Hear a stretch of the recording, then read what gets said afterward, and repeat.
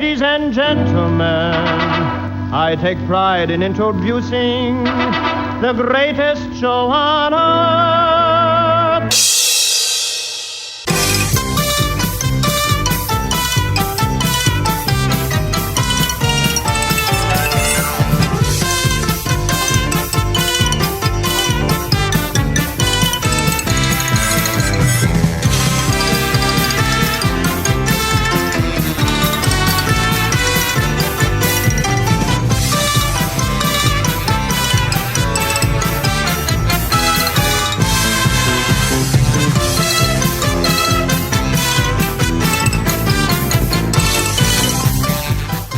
Welcome to the Uncle Floyd podcast. My name is Scott Gordon.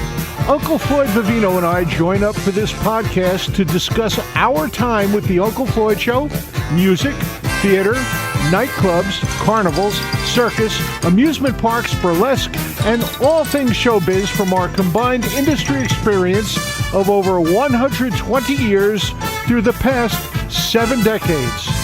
We also answer questions that are emailed to ufpodcast@sge-inc.com. You will find that address and a link to support this podcast in the episode description. Join Uncle Floyd and me, Scott Gordon, now for this episode of the Uncle Floyd Podcast. This is podcast number 30. You believe we got 30 already, Floyd? From a show they said nobody would listen to. Yeah, but they're listening. We got people listening. As a matter of fact, as of this week, counting all the ones we've done, all 30 we've done, we've had 10,000 people listen to this. 10,000 people. How about that? That's no small number. That's no small number. That's for Not sure. Not in this business. All right, this is from Kevin Dillon. Did either of you ever meet Paul Winchell? No, but we met his daughter a few times. We've met his daughter a few times. I met Paul once at a magician's thing. Who was he, a frustrated musician? Well, not frustrated. They usually consider ventriloquism a branch of magic. Ventriloquism figures, the dummies, you can buy them in magic stores. So it's considered to be a branch of magic. It's an illusion. Right. So That's Paul Winchell was at a point. convention I was at. Did he buy you anything? No, he didn't buy me anything, but I brought him a coffee. He wanted a coffee. I brought it over to him. Was it all the way? No, as a matter of fact, it was sugar, no milk. That's the way he asked for his coffee. He had his two main dummies on display, his two man figures on display. He had Jerry Mahoney and Knucklehead Smith. Hello there, Mr. Winchell. I know we both watched his show. I did, because I like Knucklehead Smith the best. I watched his show every time it was on. That was one of my favorite shows on television. He also wants to know, how did Peter Tork become an occasional guest on the show? Through a fellow named Fred Velez. I don't think that's right. I think Dave Bird actually got Peter Tork the first time. All right. After that, it was Davy Jones that Fred Velez got for the show. Okay. And Davy only appeared once, but I think Peter appeared maybe 6 or 8 times on the show. He was almost a semi-regular. He did sketches with us and everything. Peter Tork. Peter Tork, yes.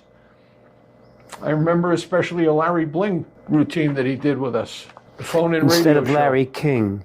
Elam O'Rennick wants to know, I love the homegrown laugh track on the show. I've wondered since the 80s, who did the chimpanzee-like screechy laugh off stage? Looney Skip Rooney. Absolutely. It was just Looney Skip. He had this laugh that would cut through steel. Ice. It would cut right through steel, and you could hear it in another room, even if the room was soundproofed. Joe Montoto has a question about the Ramones and their appearance on the show. Do we have a date when they first appeared on the show, and had the drummer changed from Tommy to Marky already? I don't know all this. I think the first time was Tommy, because they appeared in originally 1976. No, 1977. And Marky didn't join the Ramones until the spring of 1978. So I think Tommy was there first. Okay. From our good friend Susie Tannenbaum. She says, I read something recently about soupy sales and the art of throwing a pie. She wants to know, is there an art or a secret to throwing a pie? And if so, what is it? You got to do it fast and don't hesitate, number one. Okay, the best pies we used to have on the show were made by Skip. Skip did a great pie. He used to actually bake a pie crust, and then we'd fill it up with Barbasol, with shaving cream. Very frequently, I would be the one who would throw the pie at him, and I could hit for the chin. I could hit Skip right in the face from 10 feet away with no problem with the pie. The secret is you push it out straight. You don't try and throw it overhand or underhand. You have to push it straight. You straight arm it out, and you don't stop. You just let it go off your hand. And that would take the pie in a straight line right to the target.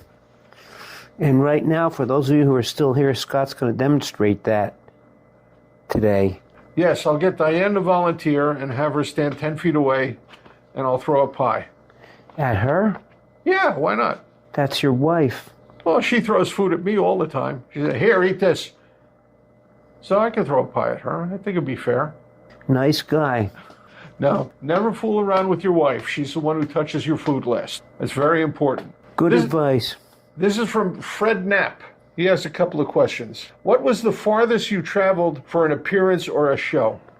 Gas Bay Peninsula. From Glen Rock, New Jersey, it's 1,050 miles one way. You've traveled further than that if you want to take in all the movie stuff. You were in Thailand, correct? Yep. And I think that also answers if you ever played a show in Canada or overseas, which is his other question. Yes, Gas Bay Peninsula, which is Canada, and Thailand is overseas. I did a magic convention in Quebec City once. We didn't ask. Pardon me? Go ahead, I'm sorry. He said for either of us. I did a show in Quebec City, a magic show. I've never been overseas.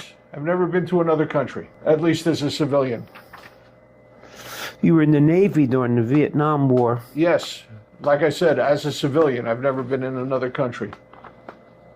Marie Francis, real name Lynn, wants to know, besides Uncle Milty, Floyd, what other comedians did you admire? Sid Caesar, Lou Costello. These are not in any particular order. What did you think of Harold Lloyd? A great clown, silent movie clown. He was probably one of the finest physical comedians in the business, in my opinion. You're talking about the greats now. Did you ever go to an actual burlesque show like the one that Barbara Stanwyck portrayed? We did actual burlesque shows. We had a thing called Uncle Floyd's Last Traveling Burlesque Show. Last American Traveling Burlesque Show. Last American Traveling Burlesque Show, which we played in a lot of the performing arts centers in New Jersey, and I think we did one in New York, too, if I'm not mistaken. They were well attended. They were. Most of them were very well attended, several sellouts, and I know we both saw Ann Corio's show. At the Bottom Line. And at the Playhouse on the Mall. She came to both. I think her husband was the manager of the Playhouse on the Mall for a while, if I'm not mistaken. And she also wants to know, what do you think of Betty Page? She was not a burlesque act. No, she was a model. I don't know. She's off the scope of this show. I know she was beautiful, but I don't know much about her. She didn't work burlesque. She wasn't a talking woman like Peggy O'Hara. We've got a couple of questions from Michael Lepowski. Go ahead. He said, Floyd, you had so many wonderful guests on your show. Was there anyone that you would have liked to have or couldn't get? Weenie. Weenie was on the show several times as a guest. I know, but we should have used her more. Well, who would you like to have had? Anybody that you know of that you worked with? I would have liked to have Soupy on the show as a guest. We tried a few times. We didn't work it out. I thought a great bit to do. I tried to get it done, but I never told you guys about it. I was trying to do it. It was to get Officer Joe Bolton to come and have an argument with Officer McManamy. I thought that would have been a great sketch, but never could connect him with the date where he could come and do it. Mike Lepowski also wants to know, there were hundreds of pictures fans sent to you displayed on the wall. Did you save any of them? Maybe 100 are left. I have about 50 pictures. I have them in a big folder. Yeah, they're all with Scott Gordon in them. Well, yeah. Why would I want to keep pictures with just Muggsy in it? In case I do that book, The Artwork of Uncle Floyd. Well, I got 50 of them. We got enough for a book between what you have and I have. And now from Dennis DeLeo. Cyndi Lauper's just been included into the Rock and Roll Hall of Fame. When did she appear on the show? She appeared on a show in the 1970s. No, it wasn't. It was much later than that. When was it? The New Jersey Network show aired December 19th, 1983. Wasn't she disrespectful by showing up late to the show? We did this scene a few times about it. And he would also like to know about the fun we had with Captain Lou Albano. We had a lot of fun with Lou. He was great, a great guest, a great type. He was a true gentleman. I knew Lou because I used to hang around with the wrestlers. I used to go out to the tapings when they did the Channel 9 tapings in Allentown and in Hamburg, Pennsylvania. I used to go out and spend a couple of days out there with the wrestlers. I hung out with Irish Terry Gunn. He was the guy that I would hang out with. Didn't you hang around with Concrete Cowboy Joe? Concrete Cowboy, I hung out with him. That was much later on than the period I'm talking about. I'm talking about the pre-Vince McMahon Jr. World Wrestling Federation, the WWF, not the WWE. That was when his father ran it, Vince McMahon Sr. He was a heck of a guy and had a lot of fun with him. I can tell a Lou Albano story. Hi, this is Scott. I just got to interrupt for a second because I made a couple of statements in the Lou Albano story that I'm about to tell that I didn't remember the facts exactly correctly while Floyd and I were talking about it. The gentleman's name I could not remember is Arnold Skolland. And I also mentioned the fact that Johnny Valentine was at the situation, and it was not. It was Greg the Hammer Valentine, his brother. So let's get back to that. You ready for me, Floyd? You ready for me to go? Go ahead. Lou Albano and... now I can't tell the story because I can't remember the other guy's name. He was Bob Backlund's manager. Hopefully I'll remember the name before I get to the end of it. They were having a big war. They were yelling and screaming at each other. And the Hamburg place where we taped the TV show, was in the middle of a graveyard. It had a graveyard on three sides and a stream on the back. The graveyard itself, you had to go through to get to this blockhouse where they taped the wrestling show. So one night we're leaving, and Lou Albano needed a ride back to the hotel. I said, I'll give you a ride, Lou. So he's in the passenger seat of my car, my van. I'm in the driver's seat, and we're driving through the graveyard, and Lou says, stop now. So I stopped. I said, why? What's wrong? The back door of my van opens up. The door closes, and a voice says, okay, go. That was Bob Backlund's manager. He and Lou were sharing a room together while they were having a war on television. Another funny story I can tell about that time, we were around the back of the blockhouse, and it was me, Lou Albano, Johnny Valentine, the Grand Wizard of Wrestling, and George the Animal Steele. We're all standing there during the break in the taping. They taped 3 shows. They did 3 weeks at a time. And this woman comes up with her son, Bobby, who she gets pictures of with all the wrestlers. Bobby's like 2 years old. And she says, Mr. Steele, can I get a picture of Bobby with you? And George says, sure, no problem. He takes the kid and puts the kid on his shoulder. The woman turns her camera on. It's one of those cameras where it had to charge up before you could take a picture with a flash. It was starting to get dark. It was near twilight. George says, all right, just tell me when you're ready. So he's holding the kid on his shoulder. The woman says, okay, I'm ready. George makes a face and goes, ugh, like he used to do all the time. At the same instant, an owl screeches up in the tree, and the woman takes the flash picture. And we get a distorted Scott Gordon face.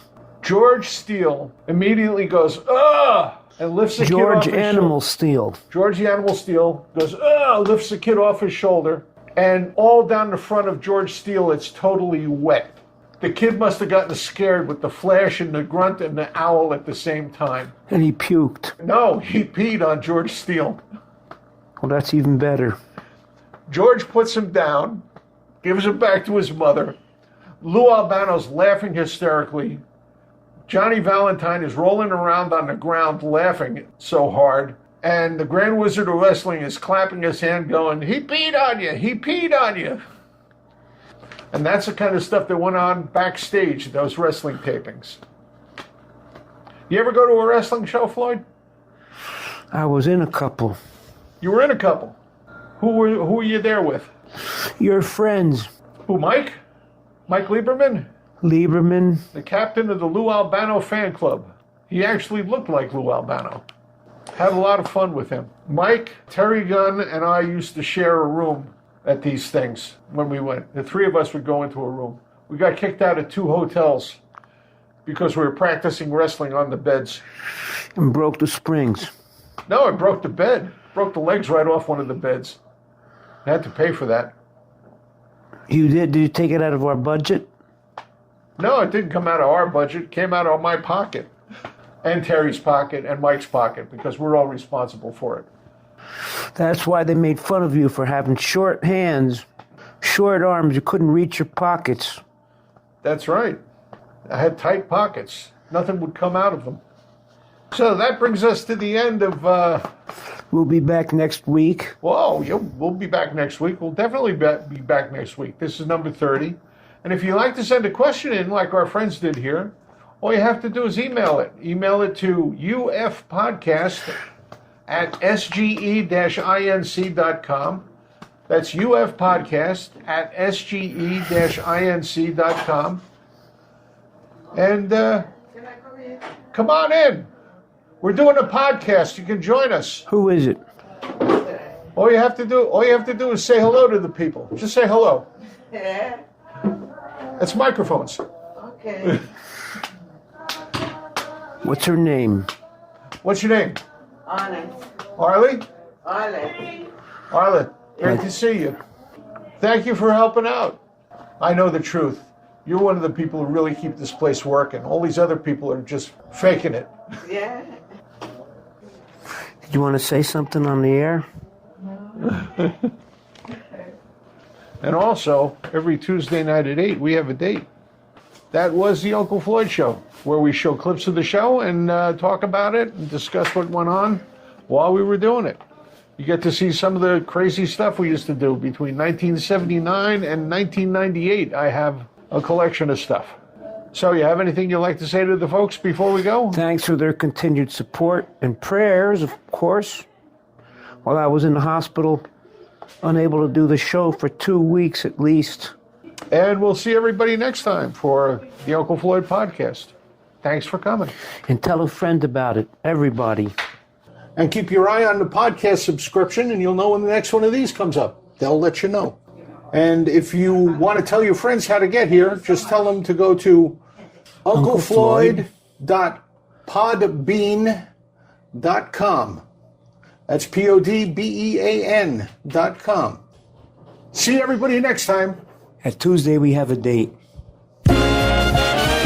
This program was produced in the studios of Scott Gordon Enterprises, Incorporated in Paramus, New Jersey.